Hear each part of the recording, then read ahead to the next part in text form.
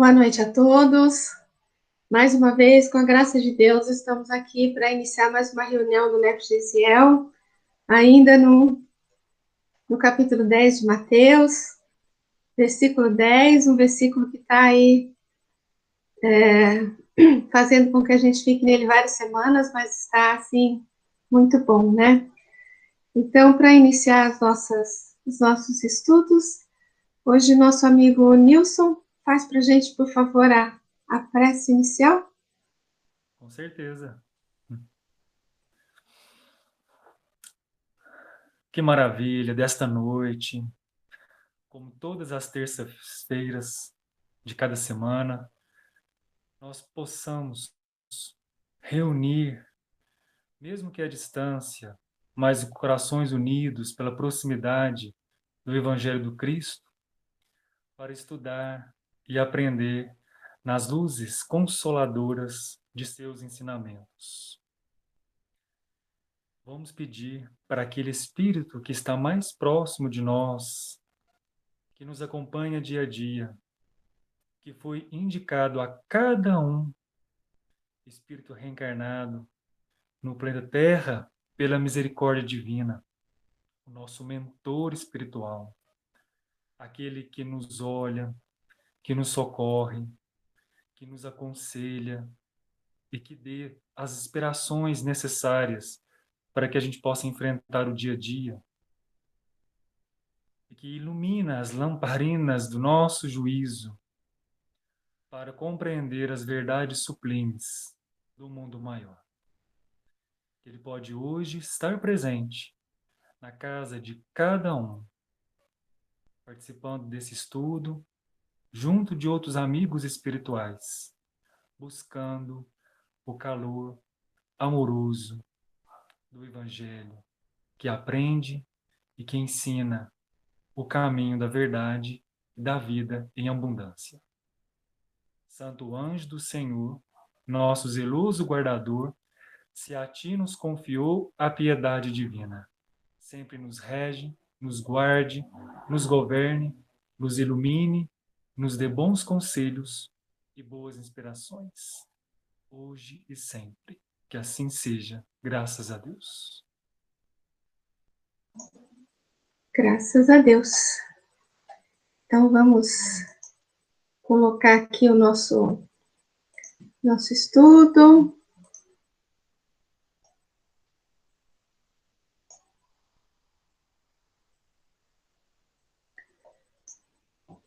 Então, nós ainda estamos no versículo 10, né? E hoje trabalhando mais a questão do final dele, né? Pois o trabalhador é digno do seu alimento. Eu lembro que o Marquinho perguntou, né? E a gente falou para ele, deixa a pergunta aí em stand-by que a gente vai responder mais à frente. Então, Marquinho, chegou o dia. Estou ansioso. Chegou o dia. Então, pois o trabalhador é digno do seu alimento. Mas antes da gente ler qualquer coisa, né? O que vocês gostariam de comentar a respeito disso daí? O que vem à cabeça quando a gente lê assim? Pois o trabalhador é digno do seu alimento.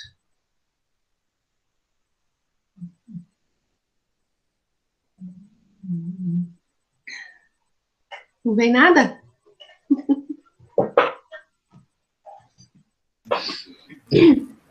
Acho que é com relação ao que ele merece, né? Ou seja, ele trabalhou, então ele merece uma recompensa, né? Então, no caso aí, o alimento. Sim. O alimento, ou até, vamos dizer, até o próprio salário, né, Marquinhos? Não é verdade? Sim. Uhum. Se ele trabalhou, ele é digno do trabalho, né? Se a pessoa investiu, ela é digna de receber o retorno.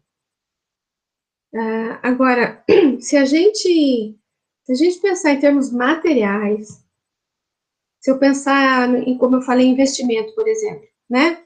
Eu posso ir lá no banco fazer um investimento de um dinheirinho lá, tal, Eu tanto posso ter retorno, como posso não ter, não é? Eu posso ter um trabalho, ou um emprego, onde meu trabalho não é reconhecido, assim, sei lá, socialmente, não sei, e o meu retorno vai ser muito pequeno, digamos assim, por conta de conceitos sociais, né, conceitos políticos, sei lá, econômicos, né? Agora, existe um investimento do qual a gente sempre vai ter um retorno, sempre teremos um retorno, desde que esse trabalho seja feito assim, dignamente, né? Que é o trabalho que a gente faz para o Cristo, não é isso? Então, por que que isso está no final desse trechinho aí que ele fala assim, mas não adquirais, não adquirais, né? Ouro, nem prata, nem leva alfoge, não precisa levar mais alimento, não precisa levar mais roupa, não precisa levar sapato, sandália, nada, não precisa levar nada. Por quê? Porque a gente tem que ter aquela confiança daquele retorno, mas o que ele está falando não é um retorno material aí, não é? Ele não está falando um retorno material. Nada no Evangelho a gente pensa em termos materiais, a gente tem que pensar em termos espirituais. Então, não há por que se preocupar com essas coisas, porque o fiel trabalhador do Cristo, ele sempre vai ter o seu retorno. Tem um slide que a gente já viu aí, há um tempinho atrás, umas reuniões para trás, que eu vou repetir aqui para a gente ler. Que é assim, qual o salário do fiel servidor do Cristo? A gente já leu isso daqui, tá? Aquele que se apresenta como fiel servidor, divulgando a boa nova, consolando aflitos, esclarecendo as ilusões, fortalecendo os corações enfraquecidos, apresenta-se como um ser hábil a exercer grandes tarefas. Quanto maior for sua possibilidade de mostrar-se como discípulo ou como apóstolo, mais oportunidades lhe serão oferecidas para que continue trabalhando cada vez mais em prol da evolução da humanidade.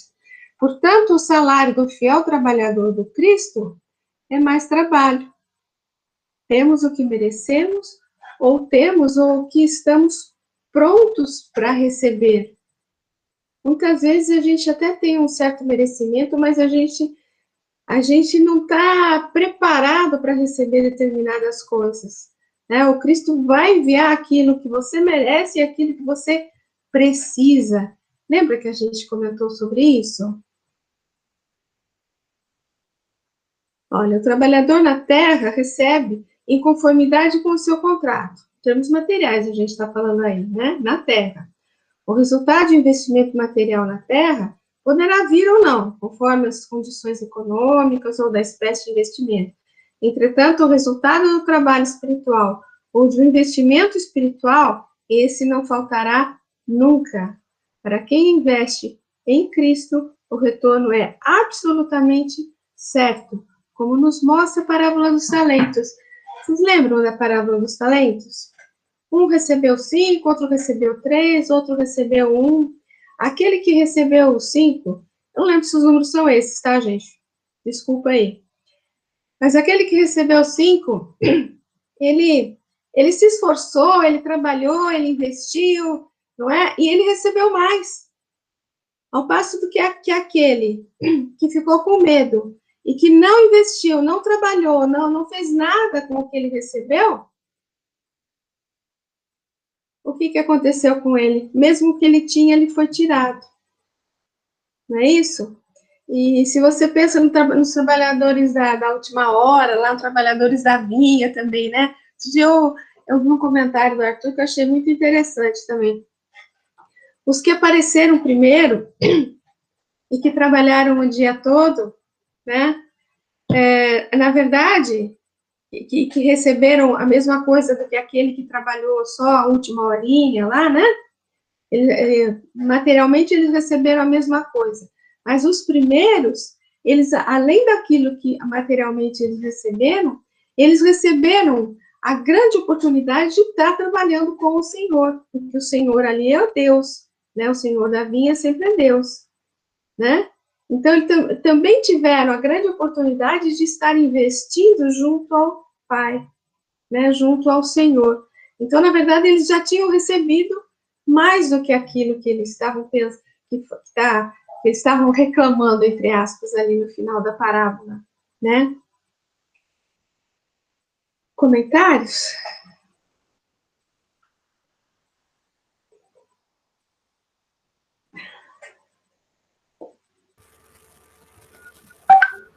Até o trabalhador da última hora recebe salário, né? Recebe sua recompensa, né? A abundância da misericórdia divina é grande, né?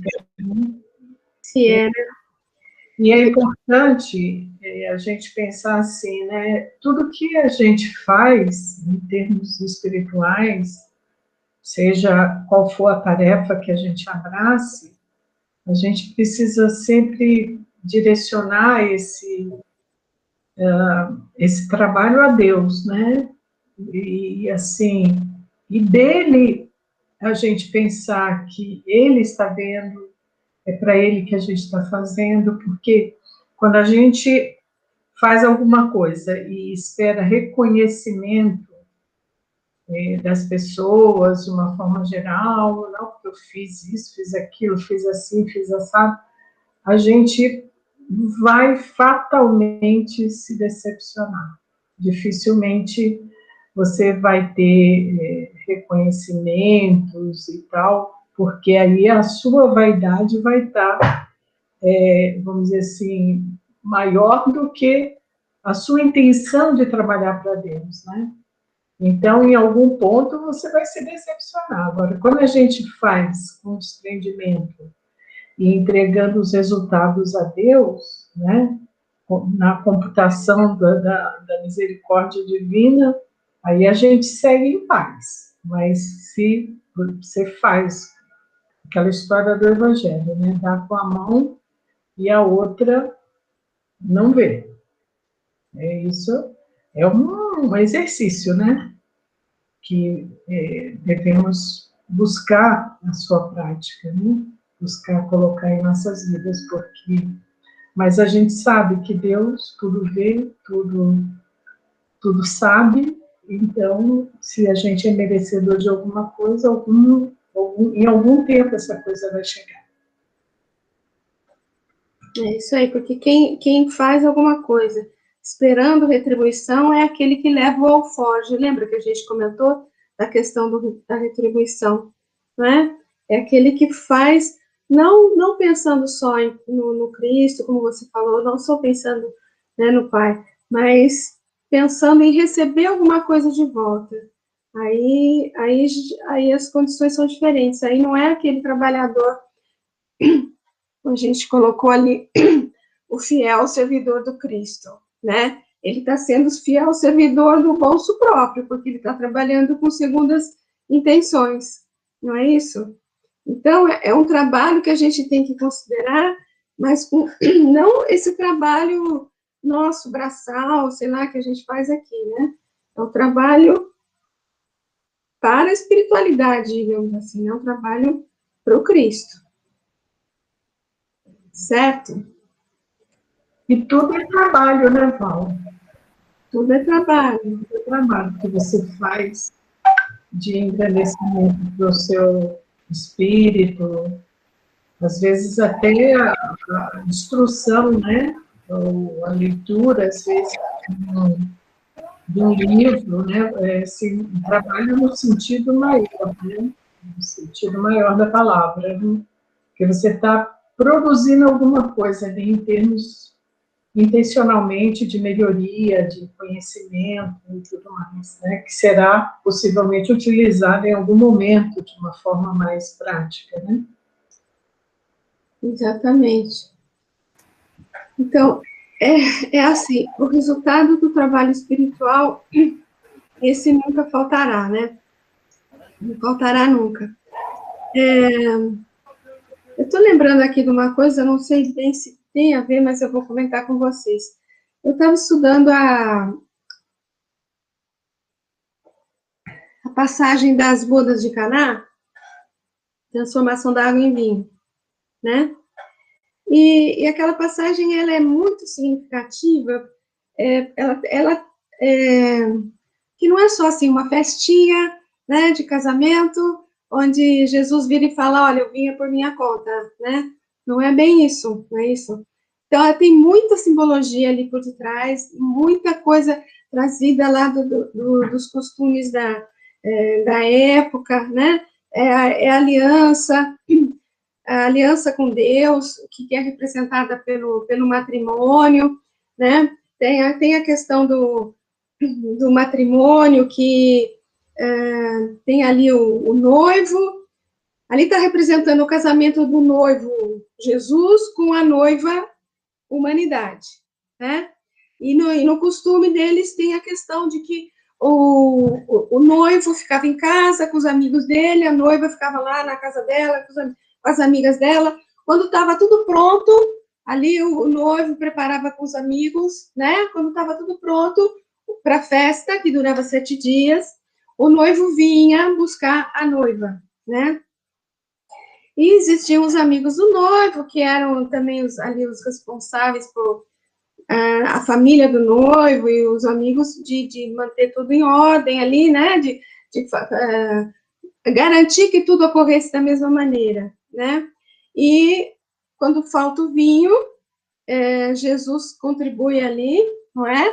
Porque Jesus era amigo do noivo, não é isso que está lá? Ele era amigo do noivo. Então, ele era responsável também, segundo a cultura, de auxiliar ali a questão toda da organização do casamento, né? E aí, entre a simbologia que existe, tem a questão do vinho. O que é o vinho? Primeiro, a gente lembra ali, no Prolegômenos, do Livro dos Espíritos, tem a cepa, não é? Tem aquele raminho de uva, não é isso? E a explicação ali do que é o bago, do que é o cabinho, do que é tudo ali, a ceifa, tudo, eles explicam que, na verdade, a maceração daquela uva, aquela uva trabalhada, vai dar o quê? Vai dar o vinho. Então, o vinho representa o espírito sublimado. Percebe? Então, a maceração da uva ali, o sofrimento, vamos dizer assim, daquela uvinha ali, vai proporcionar a fabricação do vinho. Então, o vinho representa esse espírito iluminado, esse espírito sublimado, né? E representa também no Antigo Testamento, representa a revelação. Está lá, segundo Haroldo, no Antigo Testamento, o vinho era o símbolo da revelação. Então, nessa festa de união, de casamento, que é a união de Jesus com a humanidade, na verdade, né? Nesse banquete messiânico, vamos dizer assim, né? Que tá falado lá no Antigo Testamento, que vai acontecer esse banquete messiânico, onde vai acontecer o quê? O banquete messiânico é quando definitivamente aconteceu o casamento de Jesus com a humanidade, quando definitivamente o reino de Deus for implantado no coração dos homens, né? E nesse banquete messiânico, o vinho é servido, a revelação é feita também, né? O vinho é servido. Então, na festa de bodas aí, nas bodas de Caná, o vinho acaba, né? O vinho acaba. E Jesus providencia, vamos dizer assim, esse vinho. Então, o que pode representar essa questão também, né? Pode representar que Jesus, ele sempre vai estar a postos, vamos dizer assim, para te oferecer o vinho da sublimação, o vinho da revelação, né? O vinho da evolução, para você se aproximar cada vez mais desse banquete messiânico aí, dessa sublimação do teu espírito, para que definitivamente aconteça esse casamento, né, de Jesus com a humanidade. Então, quando fala aí que quando o investimento é com Cristo, nunca vai faltar o retorno, eu lembrei desse vinho, que nunca vai faltar esse vinho para a gente. Ele nunca vai deixar de dar as devidas revelações que ele precisa dar à medida que a gente está pronto para receber, né? Ele nunca vai deixar de te dar o vinho para que você, o vinho da alegria que ele fala, né? O vinho está lá no Boa Nova também, né? O vinho da alegria com que queremos instaurar o reino de Deus no coração dos homens. Nunca vai faltar essa retribuição para você. Eu não sei se tem muito a ver com isso, gente, mas me veio na cabeça tudo isso, então me desculpa. Mas acho que tem, né? Porque a retribuição, vamos dizer assim, é o retorno de um trabalho teu, né? Esse vinho da alegria, esse vinho da iluminação, vamos dizer assim. Alguém quer Tem tudo a ver, né, É? Odete? Tem tudo a ver. E a Zezé também fez um destaque interessante também, que quando a gente também está trabalhando no autodesenvolvimento, né, fazendo uma leitura edificante, oração, assistindo palestra, quando você está fazendo isso com a intenção de se melhorar, isso vai ter um impacto com as pessoas com quem você convive, né? Então, também é trabalho. É. Muito bom mesmo. Alguém quer comentar mais alguma coisa? Val, sobre a divisão dos talentos, né? Na verdade, são 5, 2 e 1, certo? Só para transmitir a informação mesmo correta. Você havia falado há pouco, né? Você tinha falado 5, 3 e 1. Ah, tá. Obrigado, Neto. Obrigado mesmo, viu? E assim, esses talentos que a gente recebe, né? Que, na verdade, a gente vai conquistando ao longo da nossa existência, né? Por meio desse trabalho digno. E aí essa recompensa, né, vamos dizer assim, que vem do plano superior, que vem de Deus, em última instância, é nada mais do que o mérito daquilo que você produziu, daquilo que você trabalhou, daquilo que você criou. E aí a gente está falando aqui no âmbito espiritual, mas é perfeitamente correlacionado com o âmbito material, né? Porque quando você consegue, né, adquirir o retorno daquilo que do trabalho que você participou, que você executou e que você foi parte integrante, né, de um trabalho coletivo, por exemplo. Então, isso é sempre muito satisfatório, né? Nos dá. Aí a gente chega a essa alegria que você citou, né, das bodas, né?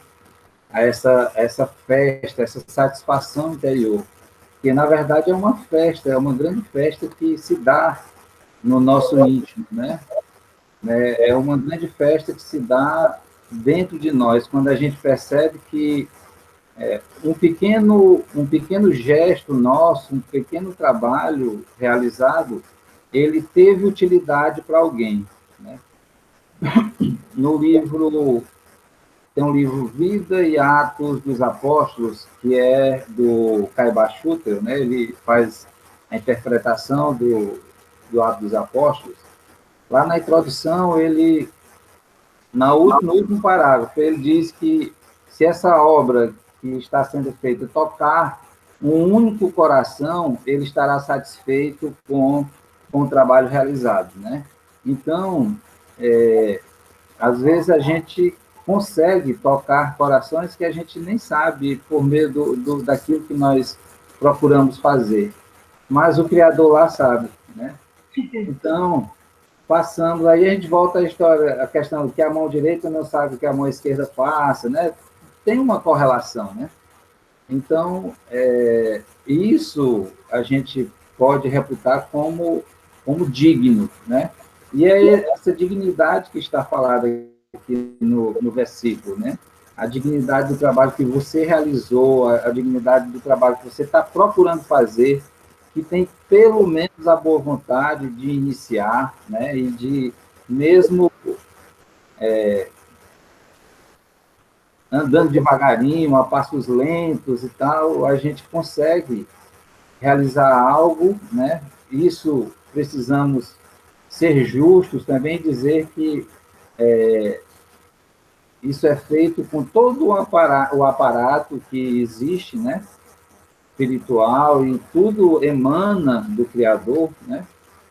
E o interessante é que ele nos oferece todas as condições, e ainda assim, quando a gente percebe isso e realiza algo de bom, ainda tem uma recompensa sobre isso, né? Então, isso é que é bondade, isso é que é misericórdia, isso é que assim, não tem como, não temos nem palavras, na verdade, para dizer, para definir isso, né? A gente define com bondade, com misericórdia, com amor, é o nosso linguajar, né? É isso aí. Falando um pouco assim numa brincadeira, é uma frase, né, antiga, né, que eu nem sei quem foi que falou, mas é, é assim, se o malandro soubesse como é bom ser bom, ele ia ser bom só de malandragem, né? Porque, não é verdade? Porque é gostoso quando você faz alguma coisa para alguém, que você vê que a pessoa ficou feliz com aquilo, é uma alegria mesmo, né? Como você mesmo falou, né?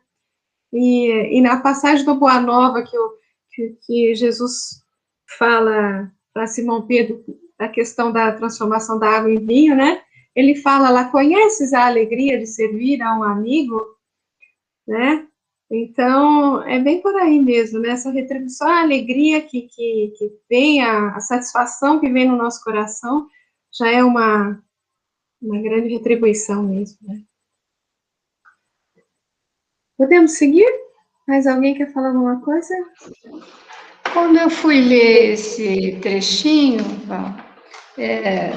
parece que Paulo escreve sobre essa frase para duas comunidades, e Lucas também escreve sobre isso, orientando depois até os 70 que saíram, né, pregando.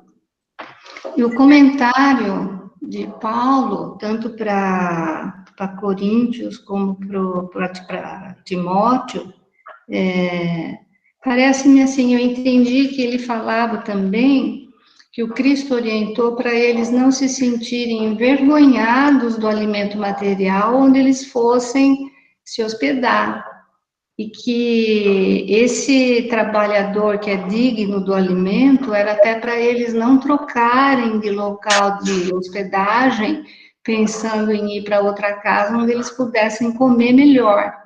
Porque o trabalho para o Cristo, eles tinham que aprender a ser humildes e ficarem realmente felizes com a retribuição que eles estariam recebendo da comunidade, que era meio que um treino para eles trabalhar a humildade e, assim, veio na sequência, né, desses 10 que nós estamos estudando.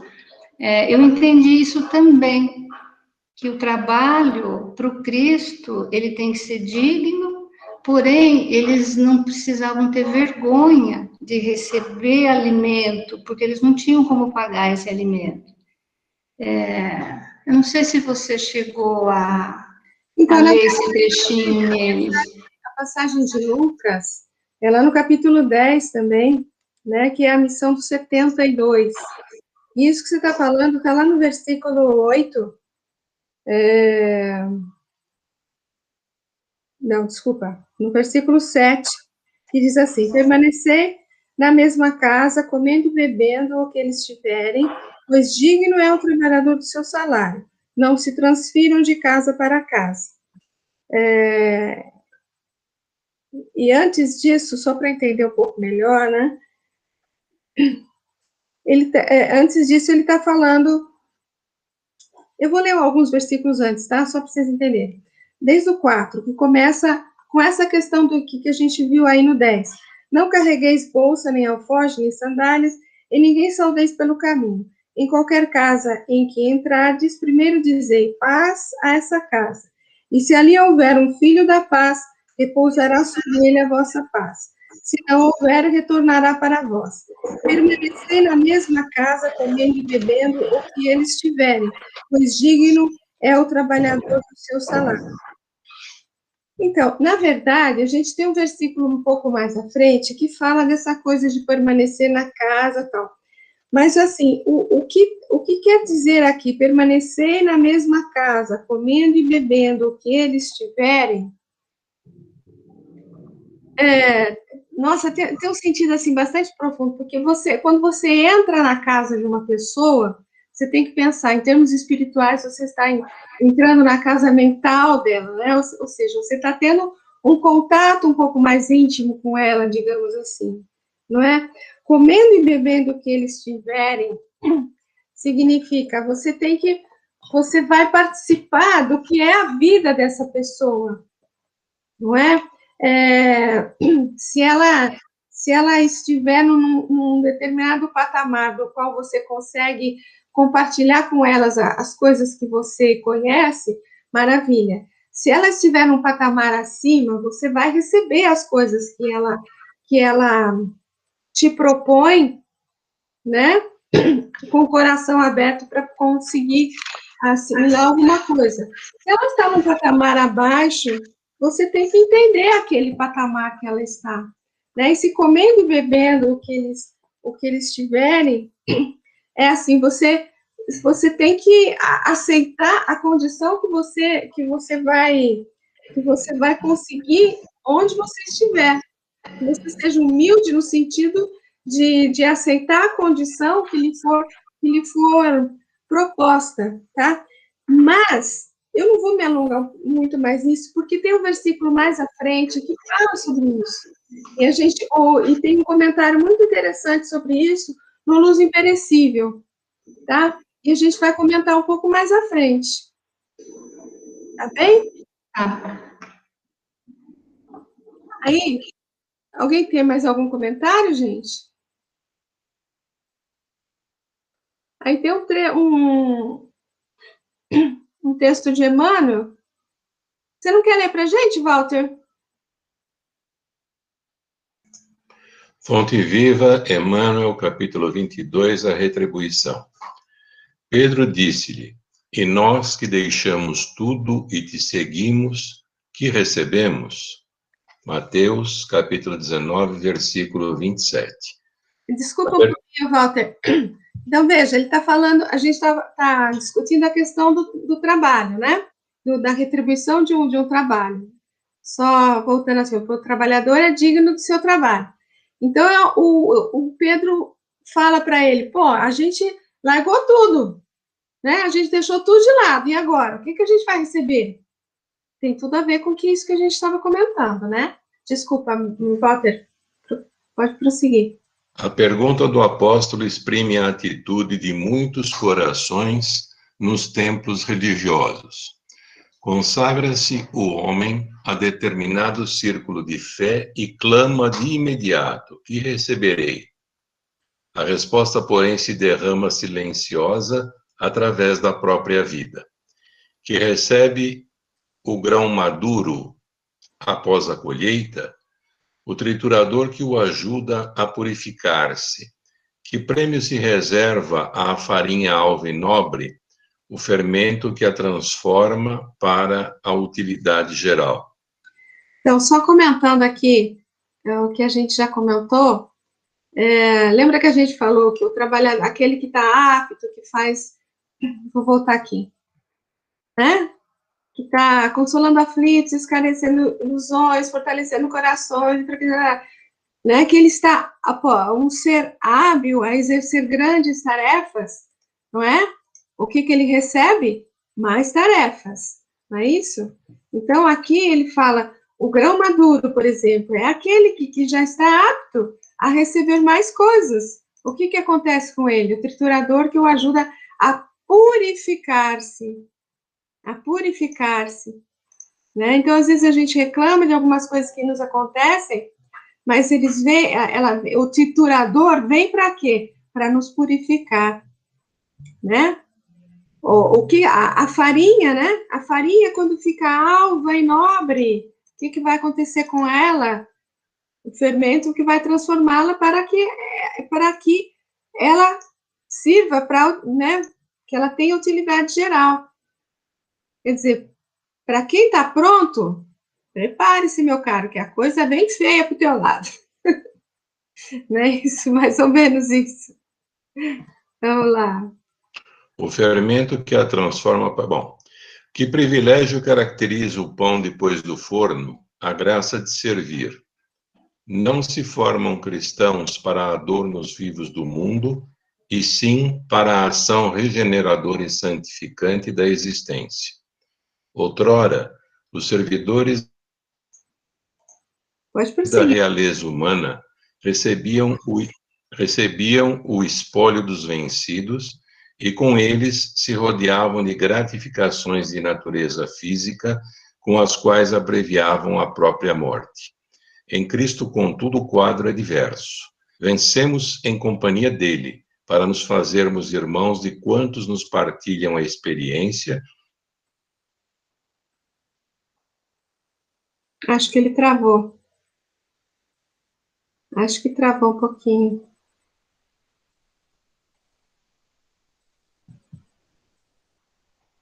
Eu vou continuar, viu, gente? Vencemos em companhia dele para nos fazermos irmãos de quantos nos partilham a experiência, guardando a obrigação de ampará-los e ser-lhes úteis. Ele tá, eu acho, ou ele caiu, ou ele... Simão Pedro, que desejou saber qual lhe seria a recompensa pela adesão à Boa Nova, viu de perto a necessidade da renúncia. Quanto mais se lhe acendrau a fé, maiores testemunhos de amor à humanidade lhe foram requeridos. Quanto mais conhecimento adquiriu, a mais ampla caridade foi constrangido até o sacrifício extremo. Se deixaste, pois, por devoção a Jesus, os laços que te prendiam às zonas inferiores da vida, recorda que, por felicidade tua, recebeste do céu a honra de ajudar, a prerrogativa de entender e a glória de servir. Gente, essa última parágrafo é... eu vou ler de novo, ó. Se deixasse por devoção a Jesus. Voltou, Walter? Voltou, caiu a internet aqui. A gente prosseguiu a leitura, viu? Ah, tá bom. Se deixasse, pois, olha, esse último parágrafo, né? Se deixaste, pois, por devoção a Jesus, os laços que te prendiam às zonas inferiores da vida, recorda que, por felicidade tua, recebeste do céu a honra de ajudar, a prerrogativa de entender e a glória de servir. Comentários?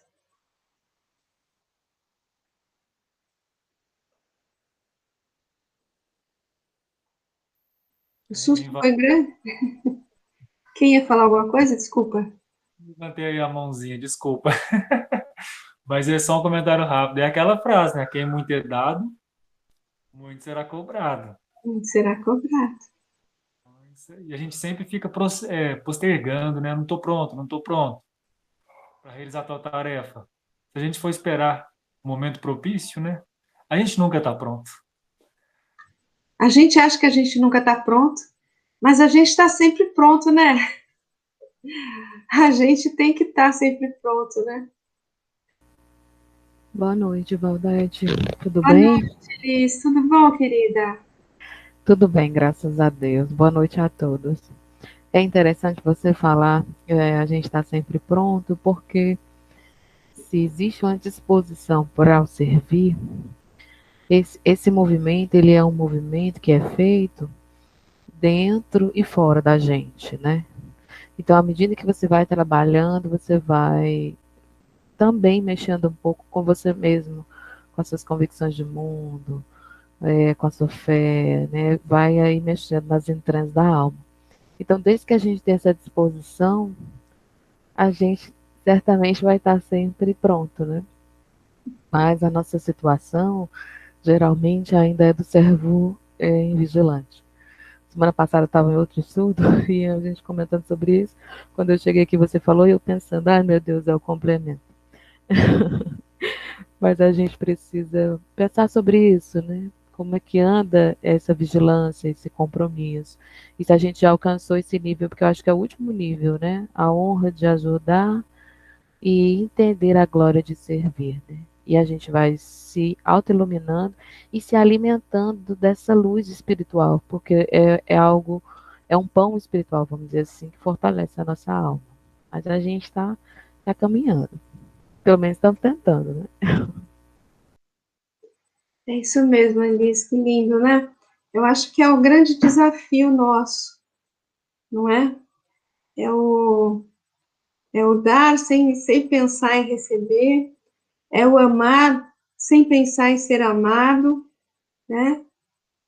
É o grande desafio, eu acho, da humanidade, porque é o servir, é o estar pronto para servir só, né?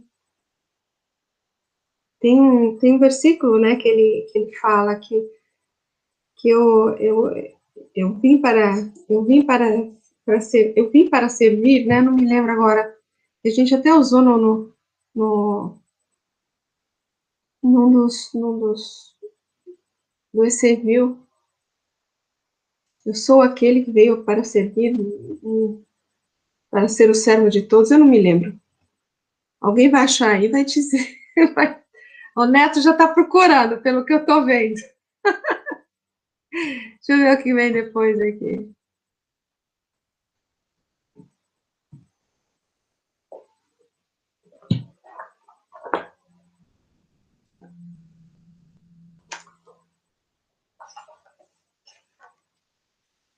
Bom, pessoal, vamos partir para outro versículo?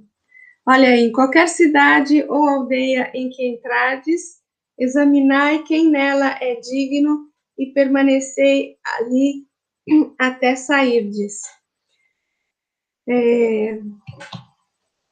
Se vocês me permitem, eu vou voltar lá no começo,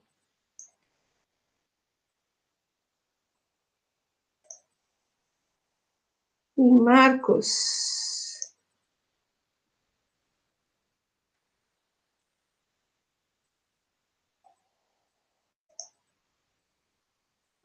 Em Lucas.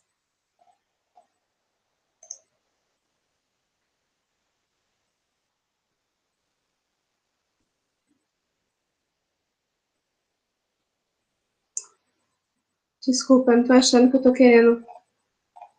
querendo mostrar para vocês.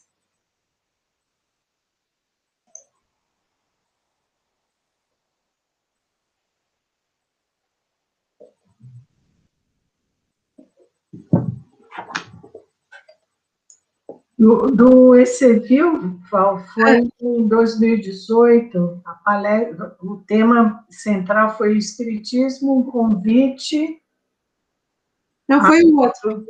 a viver servindo. Ah, E o Arthur, o tema dele foi Servo do Cristo, a luz do mundo.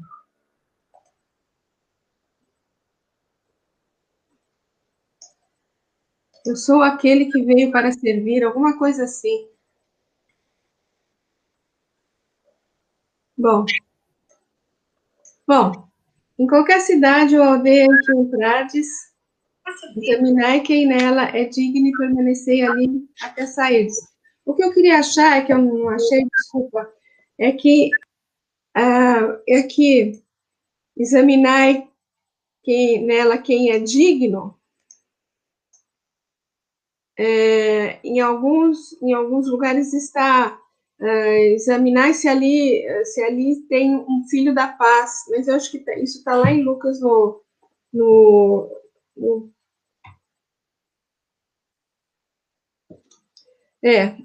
em Lucas, lá na missão dos 70, lá está assim, E se ali houver um filho da paz, repouse sobre ele a vossa paz. É assim, em qualquer casa que entrardes, primeiro dizei, paz a essa casa. E se ali houver um filho da paz, repousará sobre ele a vossa paz.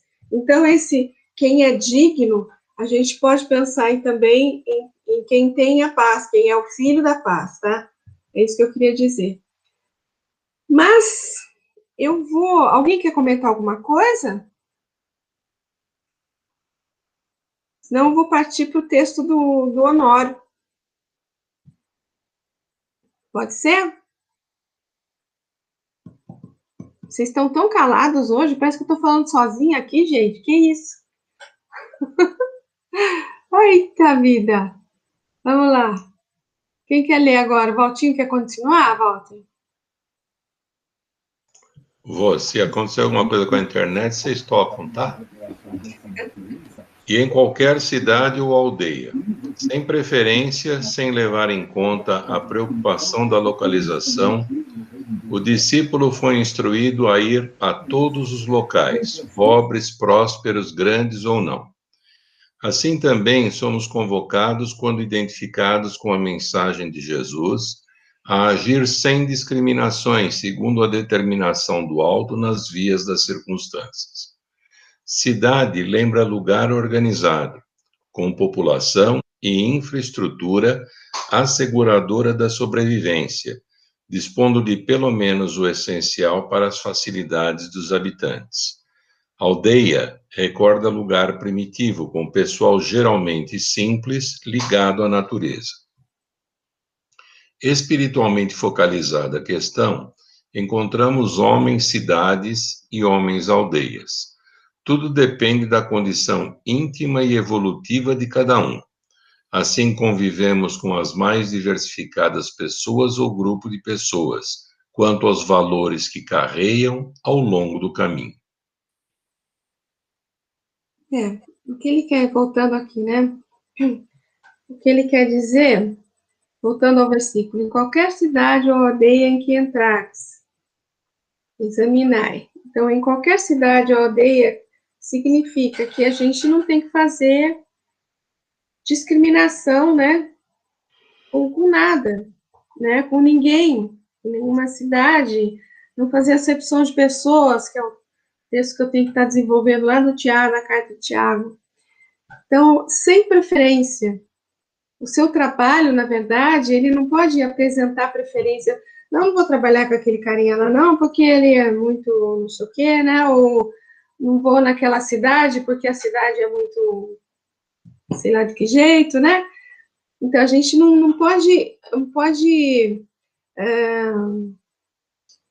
escolher o trabalho, digamos assim, não é? A gente até pode escolher o trabalho, né? Eu lembro daquela passagem de novo lá no nosso lar, né? Que o André Luiz foi conversar com acho que é Clarencio, né? Que foi aquela senhorinha com ele, que ela não se adaptava em lugar nenhum, né? Todo mundo era chato, ela não era, né? Mas todo lugar que ela ia só tinha gente chata, aquela que não dava certo, que má vontade, mas ela não, né? Ela era ótima, né? Então, eu lembro bem daquela situação lá, né?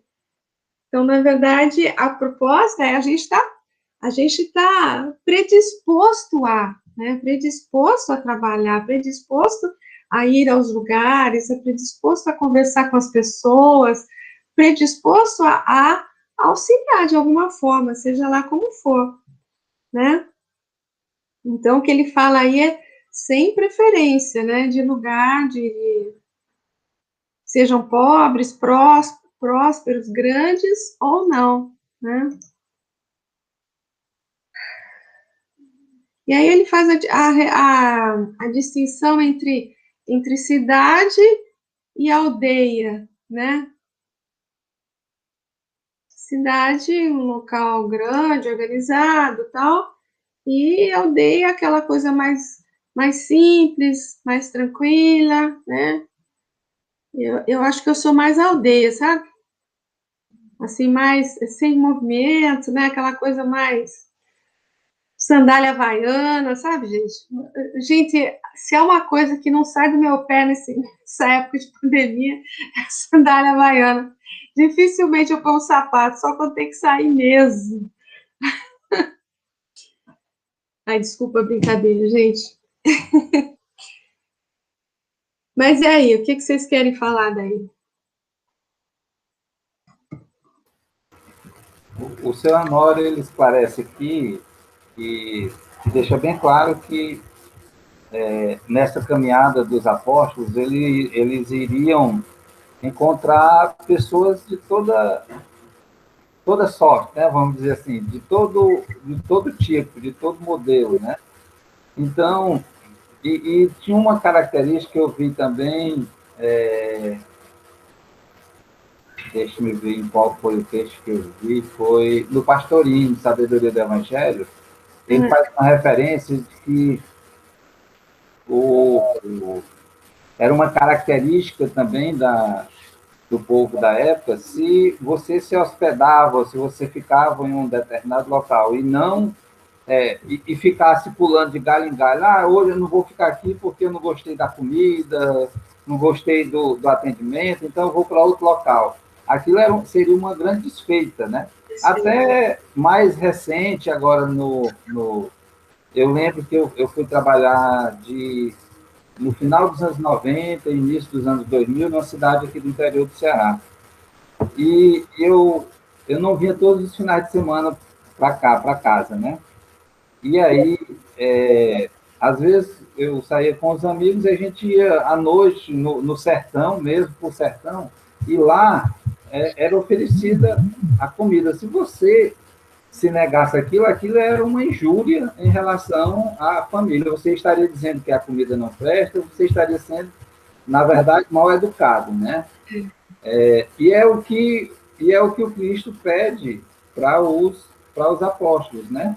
Que eles não se sirvam daquilo que tiver sobre a mesa, recebam daquilo que for oferecido para eles, né? Desde que seja algo digno, né? Desde que seja algo que eles possam ali usufruir daquilo, que eles o façam porque faz parte ali da recompensa, né? Eu vou utilizar a recompensa aqui entre aspas, tá? Da recompensa pelo trabalho que eles estavam realizando, como nós já falamos antes, né? Então, essa atenção que os apóstolos precisavam ter, né? De ter o total respeito pelo ambiente onde eles entrassem, né? E se fossem mal recebidos, retornassem.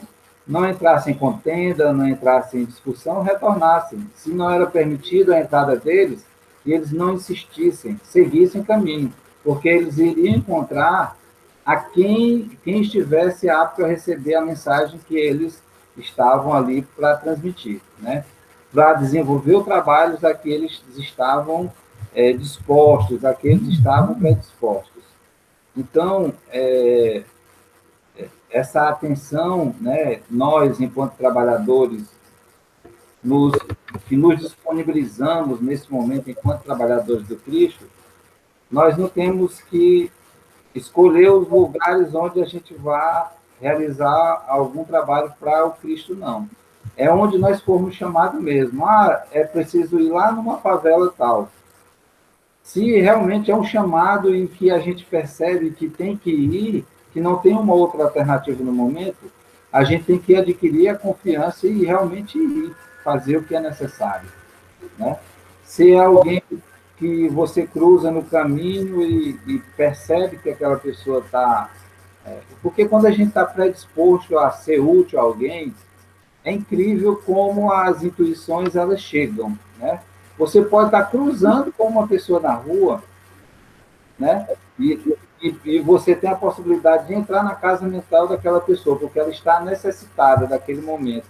E aquilo ela transmite de algum modo, e você e nós que estamos, a pessoa que está preparada para ser útil em todos os momentos, recebe a intuição.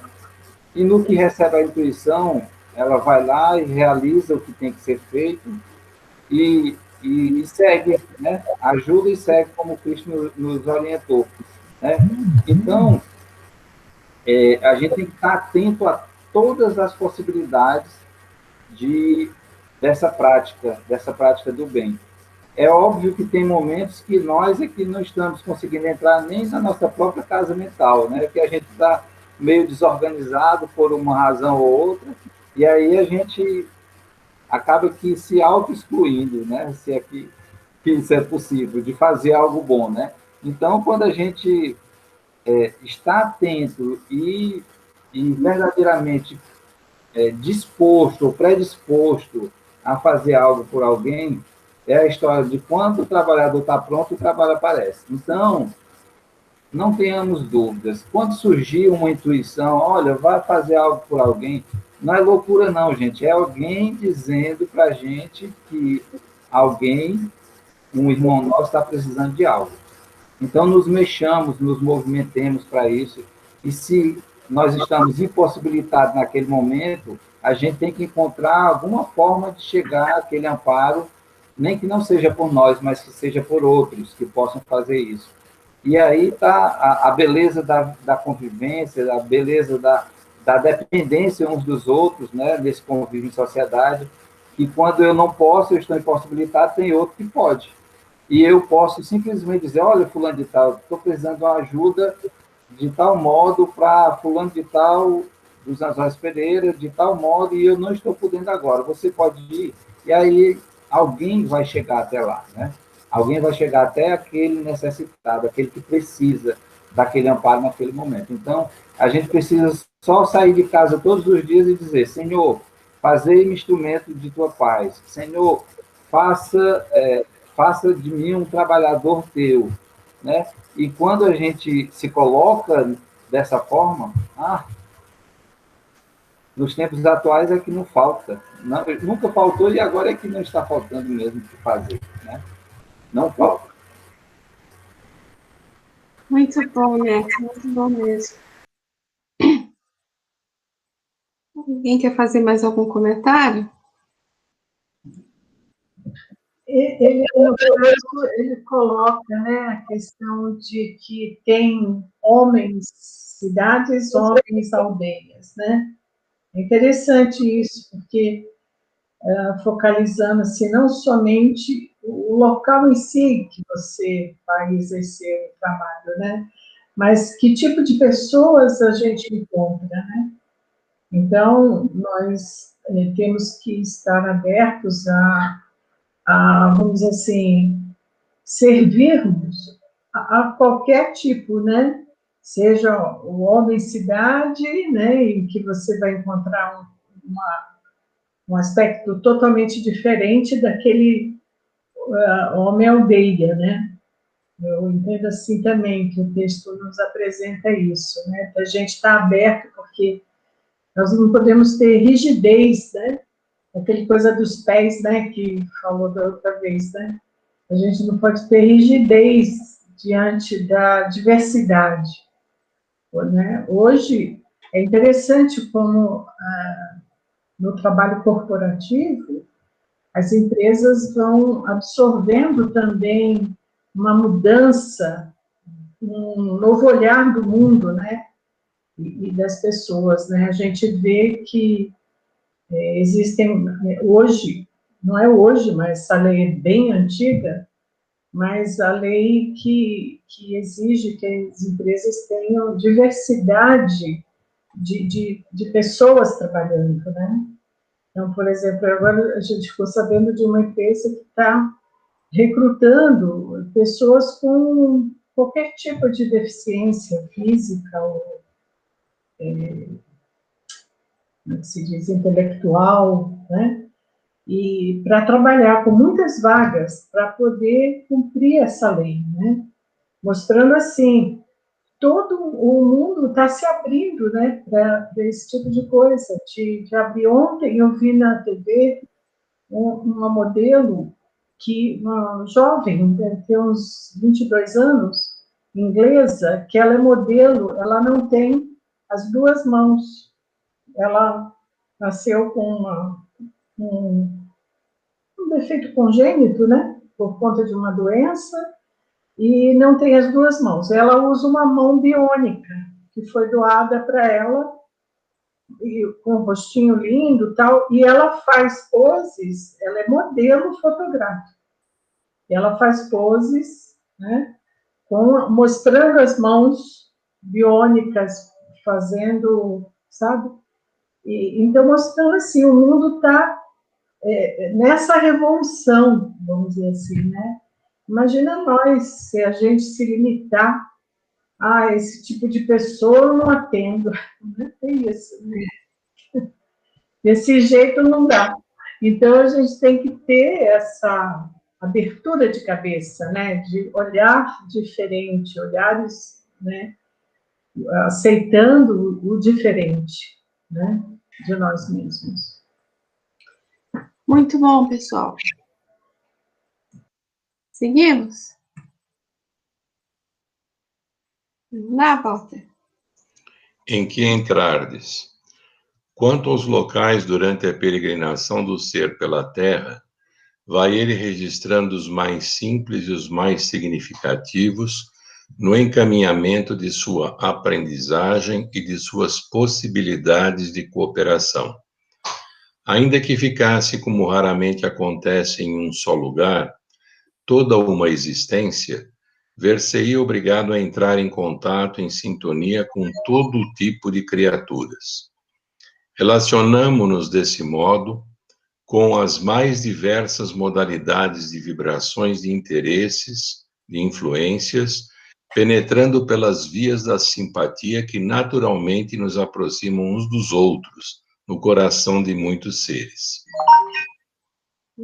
Sejam eles esposos, filhos, pais, amigos, irmãos, se na distribuição e dinamização dos recursos espirituais somos convocados a sair de nós mesmos, na solução e superação dos problemas que nos são inerentes, necessitamos entrar território adentro da aldeia íntima, selecionando conceitos, pensamentos e tendências para o que não podemos prescindir da vigilância.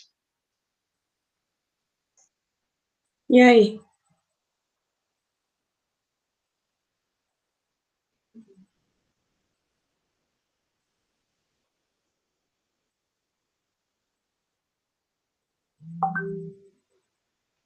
Bom, primeiro você só vai ser convidado a entrar no local que é mais apropriado para o teu aprendizado naquele momento, né?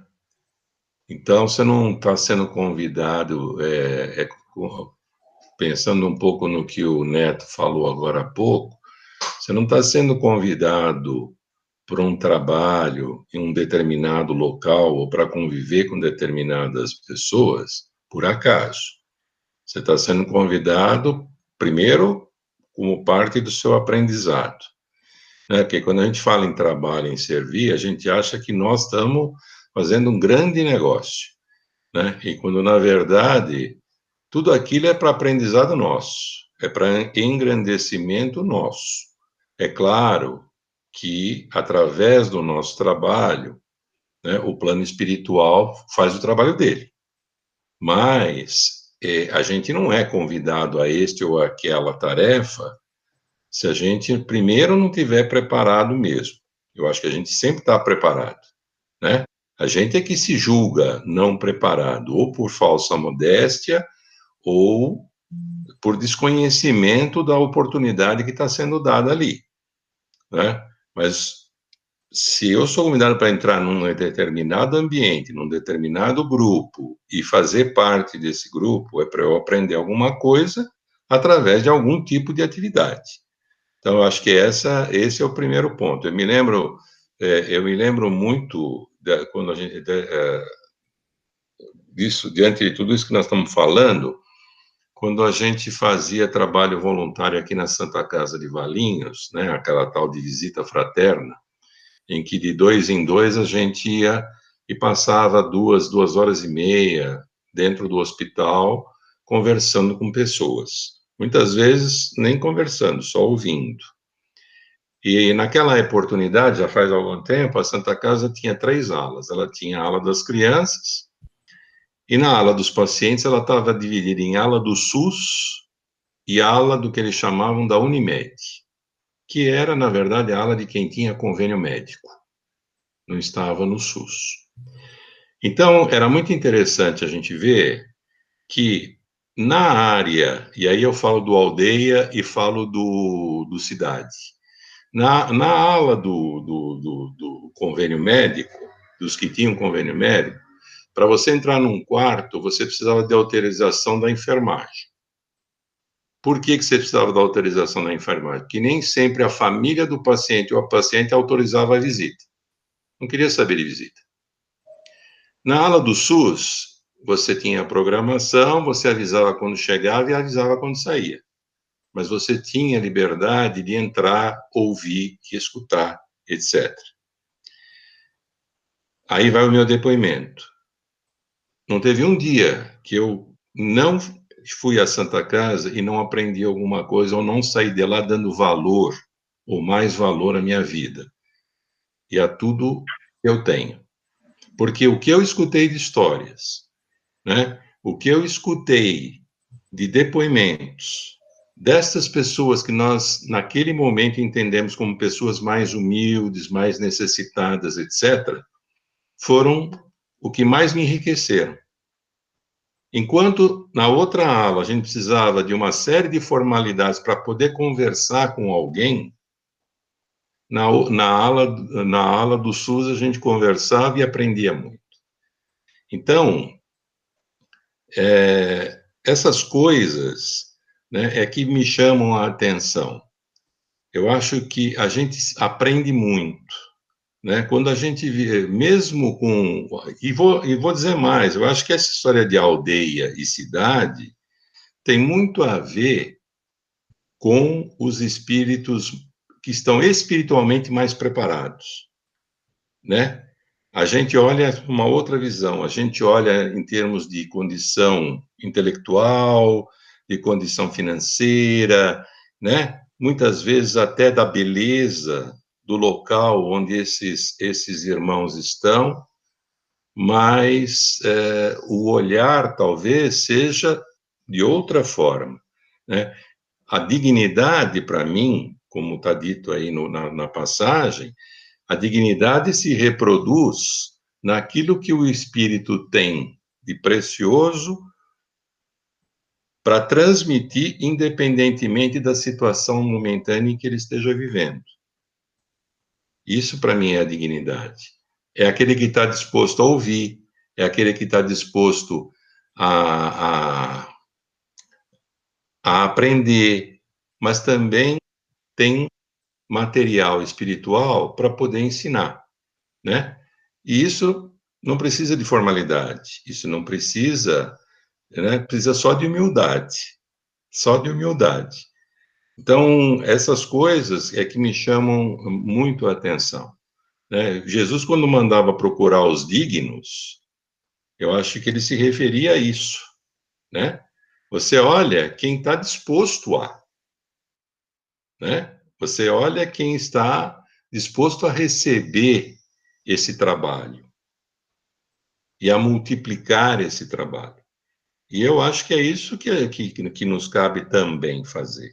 Às vezes a gente quer impor, né? Impor entre aspas, os nossos conhecimentos.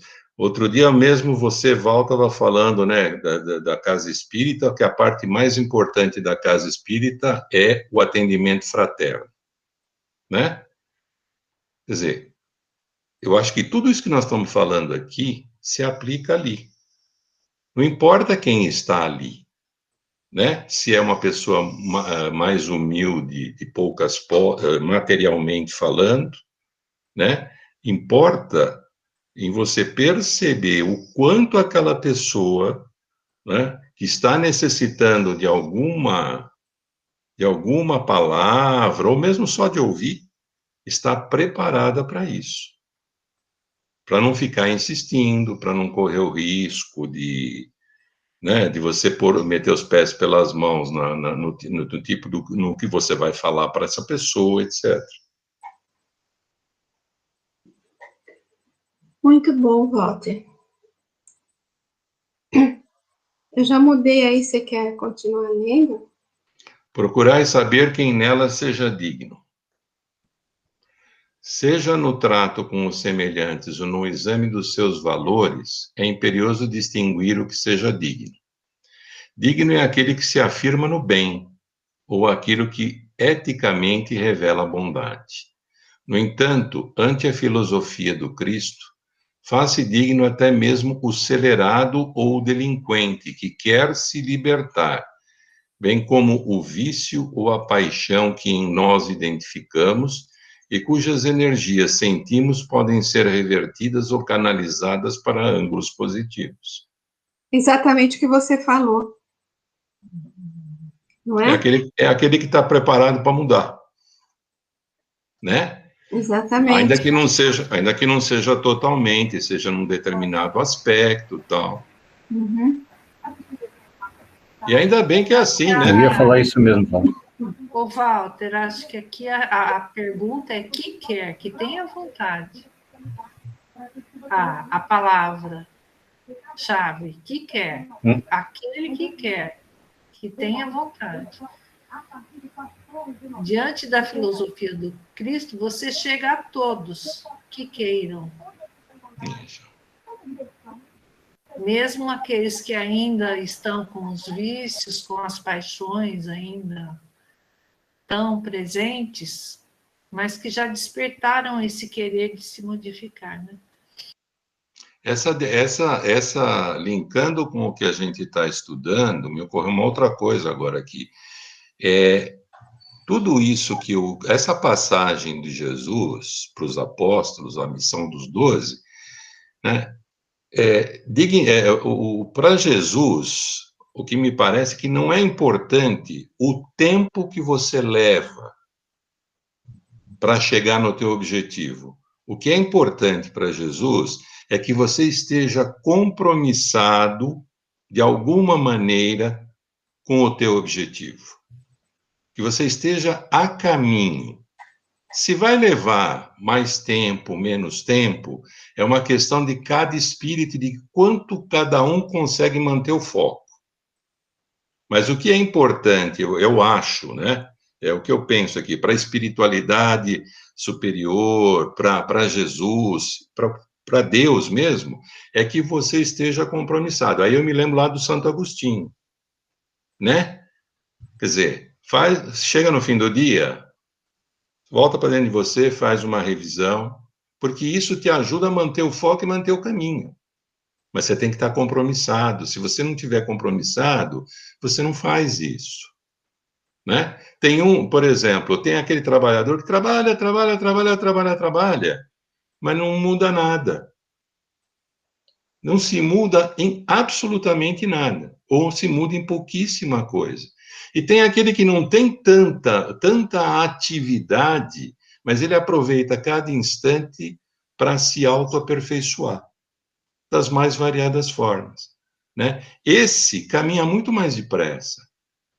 Esse vai precisar de menos tempo para chegar no objetivo.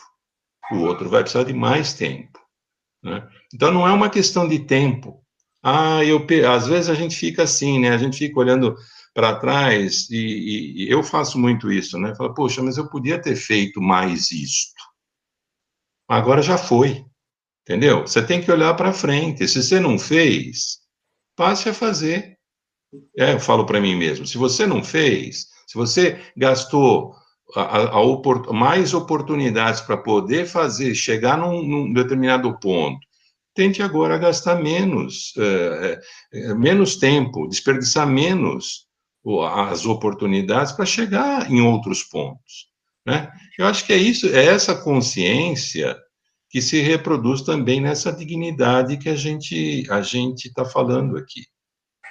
Sabe, Walter, você me fez lembrar, eu acho que o Marquinho vai lembrar também, porque a gente comentou bastante isso lá há um tempo atrás, numa obra do André Luiz, eu não lembro bem qual livro que é, mas a história do Gotuso.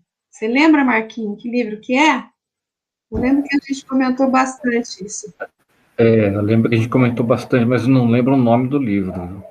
Então, mas era assim, era um trabalhador de uma colônia, né, no mundo espiritual, que trabalhava lá, assim, há, sei lá, 40, 50 anos, muito tempo lá nessa, nessa colônia, né? E um certo dia chega, é, ele recebe uma, na verdade é através de uma médium no mundo espiritual, olha que coisa, né? Que uma mensagem da mãe dele, né? Puxando a orelha dele, porque ele estava ali trabalhando há tanto tempo naquela casa, naquela colônia, e ele não tinha progredido nem um pouco. Ele ainda tinha no coração o rancor, que parece que a mulher, não sei se a mulher o traiu, ou a mulher estava com outro depois que ele desencarnou, não sei. Eu sei que ele ainda não tinha perdoado a família, né? Perdoado a mulher por conta de uma situação lá dela, né? E a mãe dele dá um tremendo pega nele, e fala, como assim? Você já está aqui há não sei quanto tempo e ainda não progrediu, quer dizer, trabalhou, mas trabalhou do coração para fora, do coração para dentro, e não trabalhou nada, né? E vem de encontro a essa predisposição que vocês estão, que o Walter comentou bastante, o Neto também, essa predisposição de você trabalhar para o Cristo e trabalhar, porque trabalhando para o Cristo, você está trabalhando para você também, para o teu crescimento, né? E vice-versa, né? E vice-versa, e vice-versa. Então, me lembrou esse caso aí do irmão Gotuso. Depois eu vejo que livro que traz. Obreiros, viu, Val? Obreiros? Obreiros da Vida Eterna. Nessas visitas que eu falei que a gente fazia na Santa Casa, teve uma vez que nós fomos... Eram sempre dois pacientes por quarto, né? Então, e tinha um acompanhante para cada paciente. Então, normalmente, você falava com o paciente, mas você percebia que quem mais precisava naquele momento, às vezes, era o acompanhante, não era o paciente. O paciente está entubado, às vezes, o paciente está dormindo, está descansando, você não vai nem, né? E nós entramos num quarto onde tinha uma senhora que ela estava com os olhos abertos, mas ela estava num estado catatônico. Ela não tinha movimento, ela não tinha expressão, né? E a gente foi conversando, tal, e percebeu que não dava para conversar com ela, mas conversamos com a acompanhante dela, ela explicou mais ou menos o que estava acontecendo, precisava desabafar um pouco, falar, etc. No final da visita, a gente sempre perguntava com aquele cuidado, porque ali, religião, você nunca sabe quem está internado, qual é o tipo de religião que tem, de crença, né? Então, a gente só perguntava se queria fazer uma oração, se podíamos fazer em conjunto uma oração, etc. E aí eles concordaram e fizemos uma oração ali, um Pai Nosso, simples, né? Para a gente se despedir e sair do quarto. Quando nós terminamos de fazer a oração, essa senhora catatônica, mediunizada, começou a falar. E começou a dizer para nós o que estava acontecendo dentro do quarto, em termos de trabalho espiritual, para todos que estavam ali, né? E o quanto benefício todos nós, de alguma forma, estávamos sendo agraciados com esses benefícios, né? E que a gente continuasse orando, falou da importância da oração, etc. Por que eu estou contando isto? E falou através daquela senhora, né? Que não falava, que estava, etc. Quer dizer, além de ser muito emocionante, foi muito emocionante na hora, né? Ali foi uma grande lição, né? Ali foi uma grande lição de que as oportunidades que a gente tem através do serviço, de receber as bênçãos que nos ajudam a seguir adiante, né? São muito grandes. É que a Val acabou de falar, a gente é o maior beneficiário. Às vezes a gente está num lugar, né, para fazer algum trabalho, etc., e a gente não percebe, né? A gente trabalha, faz, etc., mas a gente não percebe o quanto a gente está sendo ajudado, o quanto a gente está recebendo também, né? O quanto a gente está a nível de aprendizado, de equilíbrio, um monte de coisa. Então, eu acho que essa passagem aqui de Jesus mostra um pouco tudo isso, eu acho, né? Com certeza. Val, bem rapidinho sobre essa fala do Walter, né? E ele falando aí e arrepiando aqui os cabelos em relação à sensação que se tem. Aí a gente tira uma lição enorme, né? Uma pessoa que eles lá imaginavam que estava ali numa situação totalmente aleatória, que não tinha possibilidade de fazer absolutamente nada, foi a responsável, foi um elo de ligação entre o espírito e eles para trazer uma mensagem como essa, né? É o que o Walter disse, que eles imaginavam que iam para ajudar e que foram ajudados. Mas que não esperavam jamais uma ajuda vinda de uma pessoa que estava acamada na situação em que ela estava. Então, ninguém, absolutamente ninguém, está impossibilitado de fazer algo de bom. Ninguém, né? Muito legal essa observação, Neto, porque quem fez algo de bom ali também foi alguém que estava totalmente impossibilitada, né? Totalmente impossibilitada, né? Teoricamente impossibilitada, né? Aí eu lembro da história também do gigante deitado, né? Quanto que não foi feito, né? Quanto que não foi feito. Bom, pessoal, eu não vou prosseguir porque nós estamos a 21 horas e 57 minutos. Eu acho que agora a gente vai dar uma paradinha, né? E hoje a gente caminhou pouco, mas como o Walter acabou de falar, não importa. O que importa é a boa vontade. E sempre essas histórias que o Walter contou sempre, né, foram, assim, muito interessantes a gente conhecer, inclusive, né? Bom, crianças, quem quer fazer a prece para a gente encerrar? Quem gostaria de fazer a prece?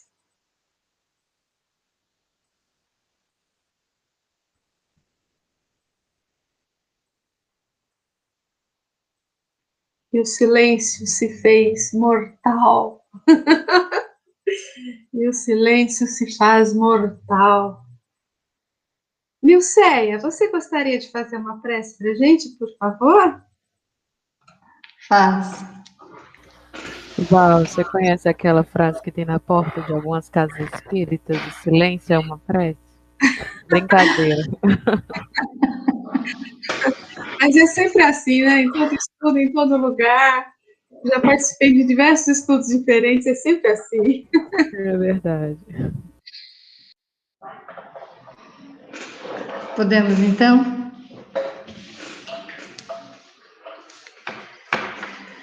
Agradecemos, Senhor, a oportunidade nesta noite de estarmos novamente juntos, com a presença dos amigos, dos benfeitores.